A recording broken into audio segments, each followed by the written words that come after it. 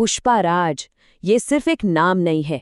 ये एक ऐसा नाम है जो जंगल के कानून से शुरू हुआ और सत्ता के सबसे ऊंचे गलियारों तक गूंजने लगा। तो ये जो कहानी है ना, ये सिर्फ एक तस्कर के राजा बनने की कहानी नहीं है। नहीं, ये कहानी है एक पूरा का पूरा सिस्टम बनाने की। एक ऐसा सिस्टम जिसका सिर्फ एक और एक ही नियम था, पुष्पा का नियम। देखिए, इस पूरी कहानी का जो निचोड़ है ना, वो बस इसी एक डायलॉग में है। और ये सिर्फ एक लाइन नहीं है, ये एक ऐलान है। इसका मतलब एकदम साफ है। यहाँ कोई संविधान नहीं चलेगा, कोई पुलिस नहीं, कोई सरकार नहीं। यहाँ चलेगी तो सिर्फ एक ही सत्ता, और वो है पुष्पा की। अब देखिए, हर बड़े साम्राज्य की कहानी में ना एक बड़ा दुश्मन तो होता ही है। पुष्पा के लिए वो था पुलिस ऑफिसर भंवर सिंह शेखावत। और ये टक्कर सिर्फ कानून और क्राइम की नहीं थी, नहीं, ये तो दो बड़े ईगोज की, दो अहंकारों की एक पर्सनल जंग थी।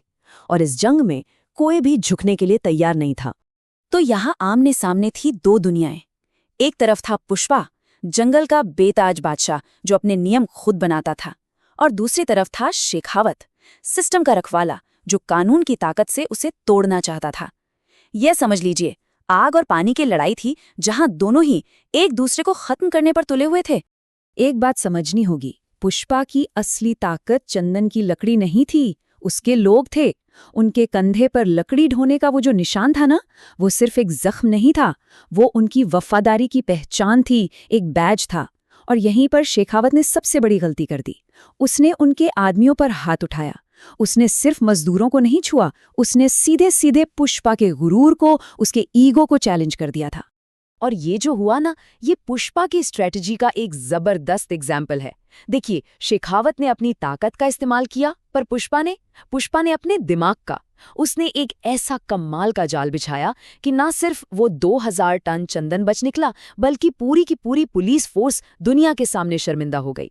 ये सिर्फ स्मगलिंग नहीं थी, ये तो दिमागी बादशाहत का एक लाइव डेमो था। तो लोकल दुश्मनों को तो धूल चटा दी। अब क्या? अब पुष्पा का एम्बिशन एक नई उड़ान भरता है। अब खेल सिर्फ राज्य की सीमाओं के अंदर नहीं रहना था, नहीं, अब गेम खेला जाना था इंटरनेशनल लेवल पर। पुष्पा अब एक लोकल डॉन से ग्लोबल प्लेयर बनने की तैयारी में था। 5000 अरब करोड़। सोचिए जरा, ये सिर्फ एक रकम नहीं है, ये पुष्पा के सपनों का साइज था। बस इस एक डील ने उसे गली के एक मामूली तस्कर से उठाकर सीधे एक ग्लोबल सिंडिकेट के किंगपिन की कुर्सी पर बिठा दिया। और अब आता है पुष्पा का सबसे बड़ा, सबसे ऑडिशियस मूव। उसने बैंकों को, सरकारों को, सबको साइड में कर दिया और अपनी खुद की करेंसी बना दी। क्या थी वो करेंसी? लाल चंदन का एक तराशा हुआ टुकड़ा। सोचिए, एक ऐसा सिस्टम बनाया जिसे कोई ट्रैक नहीं कर सकता, कोई पकड़ नहीं सकता। ये स्मगलिंग से कहीं आगे की बात थी। ये तो एक नया फाइनेंशियल एम्पायर खड़ा करने जैसा था। ये लाइन सिर्फ एक डायलॉग नहीं है, ये पुष्पा की नई सच्चाई थी, एक फैक्ट था। वो अब कोई लोकल स्मगलर नहीं बचा था, वो एक ऐसा इंटरनेशनल ब्रांड बन चुका था जिसकी पहुंच, जिसका दबदबा पूरी दुनिया में महसूस किया जा रहा था। देखिए, जब किसी के पास पैसा हो, इंटरनेशनल पहुंच हो, तो असली ताकत कहाँ से आती है? राजनीति से। और पुष्पा ये बात बहुत अच्छी तरह समझ चुका था। तो अब उसका अगला कदम था क्राइम के जंगल से निकलकर सत्ता की शतरंज पर अपनी चाल चलना। और यहां भी वो एक मास्टर प्लेयर साबित होने वाला था। और पुष्पा की ये जो पॉलिटिकल जर्नी थी ना, इसकी शुरुआत हुई एक बेइज्जती से, जब उस वक्त के चीफ मिनिस्टर ने उसे एक जूते से कंपेयर कर दिया, उसकी तौहीन की। तो पुष्पा ने फैसला किया कि वो गद्दी पर बैठे राजा को नहीं हटाएगा, वो गद्दी ही बदल देगा। अब ये लड़ाई पैसे या पावर की नहीं रह गई थी, ये लड़ाई बन चुकी थी सेल्फ रिस्पेक्ट की। और यही तो पुष्पा का स्टाइल था। एक बिल्कुल नॉर्मल सी बातचीत में उसने पूरे राज्य की किस्मत का फैसला कर डाला। मतलब, अगर राजा इज्जत नहीं देगा तो ठीक है, नया राजा बना देंगे। ये दिखाता है कि उसकी नज़र में एक चीफ मिनिस्टर बनाना कितना आसान था, जैसे कोई मामूली सी डील कर रहा हो। सिर्फ 4 स्टेप्स, और इन 4 कदमों में पुष्पा ने एक नामुमकिन लगने वाले वादे को हकीकत में बदल दिया। उसने सिर्फ एक नया चीफ मिनिस्टर नहीं बनाया, उसने पूरे सिस्टम को एक सीधा और साफ मैसेज दिया कि अब से इस राज्य में सरकार का नहीं, बल्कि पुष्पा का कहा हुआ एक एक शब्द ही आखिरी कानून होगा। तो अब दुनिया तो जीत ली, लेकिन इसके बाद भी पुष्पा एक जंग अपने अंदर लड़ रहा था। ये जंग थी एक पहचान की, एक सरनेम की, एक खानदानी नाम की, एक ऐसी चीज जिसे ना तो उसका पैसा खरीद सकता था और ना ही उसकी ताकत। ये लाइन पुष्पा के दिल का सबसे गहरा दर्द दिखाती है। सोचिए, वो आदमी जो पूरी दुनिया पर राज करने की ताकत रखता था, वो अपने होने वाले बच्चे को अपना सरनेम तक नहीं दे सकता था।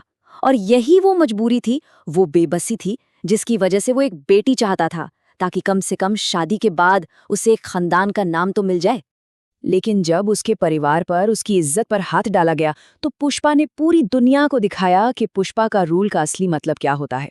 वो सीधा टीवी पर लाइव गया, 1 घंटे का अल्टीमेटम दिया और फिर सरेआम इंसाफ किया। मैसेज एकदम क्लियर था, उसके राज में परिवार पर हमला करने की सजा सिर्फ मौत है, और यहाँ जज भी वो खुद है। तो पुष्पा के ना 2 चेहरे थे। एक चेहरा जो पूरी दुनिया के लिए था, आग का गोला, एक ऐसा रूलर जिसे कोई हरा नहीं सकता। और एक दूसरा चेहरा था जो सिर्फ श्रीवल्ली के लिए था, एक ऐसा इंसान जिसकी आंखों में आंसू भी थे और दिल में कमजोरियां भी, और शायद यही उसकी असली पहचान थी। और अब हम आते हैं कहानी के आखिरी पड़ाव पर। दुश्मनों को हराकर, राजनीति को अपने इशारों पर नचाकर और परिवार को जीतकर पुष्पा अब उस मुकाम पर पहुंच चुका है जहां वो सिर्फ एक नाम नहीं रहता, वो एक ब्रांड बन जाता है। और ये शब्द कौन कहता है? श्रीवल्ली, जो उसकी सबसे बड़ी ताकत है। ये उसकी जीत का फाइनल स्टैंप है, आखिरी सबूत। पुष्पा अब कोई इंसान नहीं है, पुष्पा मतलब ताकत, दबदबा और जीत का एक ब्रांड। तो अगर हम सब कुछ समेटें तो पुष्पा ने हर एक जंग जीती, अपने सबसे बड़े दुश्मन को झुकाया, अपने धंधे को पूरी दुनिया में फैलाया, सरकार को अपनी जेब में रखा और सबसे जरूरी अपने परिवार का सम्मान हासिल किया।